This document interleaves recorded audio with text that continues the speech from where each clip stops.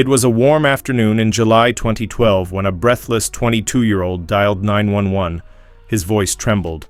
He said his father had gone swimming at Jones Beach, New York, and never came back. Panic followed. Lifeguards sprinted, helicopters roared overhead. For 2 days, search teams combed the Atlantic. News channels ran the story on loop: a man lost at sea, a tragedy, a grieving family. But Raymond Roth wasn't dead. He was alive, watching those same news reports from the comfort of a timeshare in Orlando, Florida, ordering room service, checking email, quietly amused as the world mourned his supposed death. This wasn't an accident. This was a plan, calculated, rehearsed, and executed by a man who had run out of options and roped his own son into the performance. Raymond Roth, 47 years old, had once been respectable. A former telecom executive turned real estate agent, he lived in suburban Long Island. He had a house, a wife, and 2 kids. On paper, he looked like any other middle-class American dad, but behind the front door, things were collapsing. He'd recently been fired. He owed thousands in taxes. He was drowning in debt and creditors were closing in. That's when desperation set in. But not the kind that humbles, the kind that twists. Raymond began to imagine an escape, not just from debt, but from his entire life. A clean break, a staged death, a new identity, and maybe, just maybe, a big insurance payout to start over. The plan was bold. Fake a drowning. Let the son, Jonathan Roth, play the panicked witness, file for life insurance, split the money, start fresh, and it almost worked. On the day of the incident, Raymond and Jonathan arrived at the beach. They walked the sand like any other family duo. Then, somewhere near Field 6 at Jones Beach, Raymond removed his shirt, folded his clothes, neatly left his wallet behind, and vanished. Minutes later, Jonathan dialed 911, frantic. He told dispatchers his father had gone for a swim and disappeared. He cried, he begged for help. Emergency crews responded instantly. The ocean was searched inch by inch, but there was no sign of Raymond Roth. He was already in Florida. The story dominated local media. Neighbors offered condolences. A makeshift memorial appeared at the beach. People lit candles, said prayers. Friends brought casseroles. A community mourned a man they thought was lost too soon. And while all that played out in New York, Roth was 1,000 miles away, sipping coffee and checking his voicemail from a hotel lobby.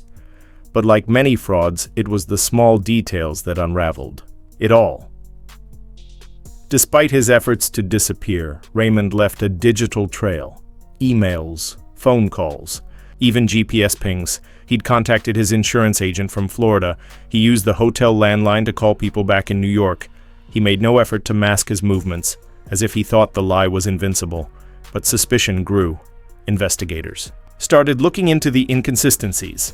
And just 4 days after the dramatic drowning, Roth was pulled over by Florida police for speeding. Alive, calm, holding a license that declared him dead. The officer was stunned.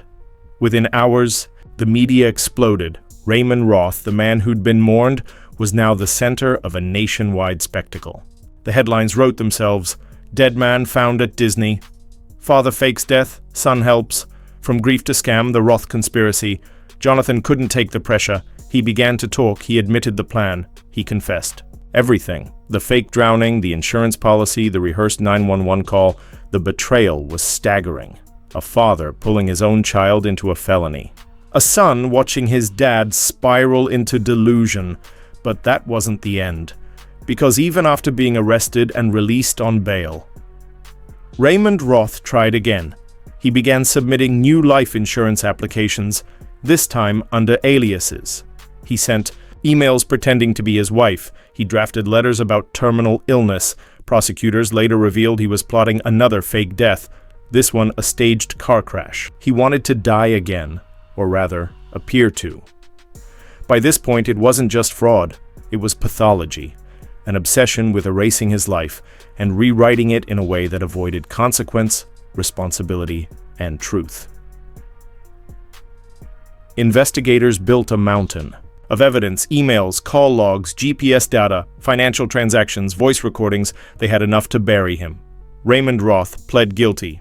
He was sentenced to between 2 and 7 years in prison.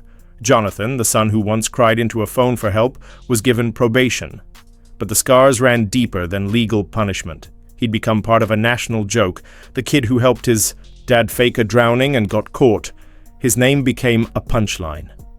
His life, collateral damage. Late-night comedians tore into the story. News anchors laughed at the absurdity. But behind the humor, there was something darker. A portrait of a man so consumed by fear and failure that he chose fantasy over redemption. Raymond Roth didn't pull a gun. He didn't rob a bank, but he weaponized something just as destructive: lies. He defrauded insurance companies, manipulated law enforcement, cost the state thousands in search and rescue operations, but above all, he shattered trust. Between father and son, between family and community, between fact and fiction, and in the end, he gained nothing. No payout, no second life, no escape, just prison and silence. After serving his time, Roth was quietly released.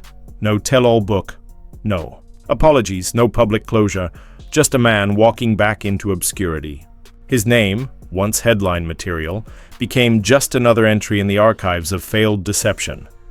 But his story lingers, because it reminds us that the most dangerous criminals aren't always the ones who break in. Sometimes they're the ones who slip out, quietly, legally, with paperwork in hand and a smirk on their face. White-collar crime doesn't always look like a heist. Sometimes it looks like grief, faked. Like a 911 call from a son who's lying, like a father watching the news about his own death and smiling. This isn't just about Raymond Roth. It's about how fragile our systems can be. How insurance loopholes, digital oversight, and misplaced trust can be exploited by those desperate enough. How far someone will go not to escape death, but to escape life. Because in the world of fraud, the strangest lies are the ones that almost work, and if you think you'd never fall for something like this, think again.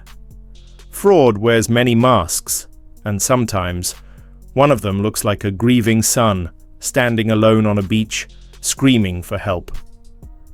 While the man he's crying over is already gone, not into the sea, but into a hotel room, waiting for the check to clear.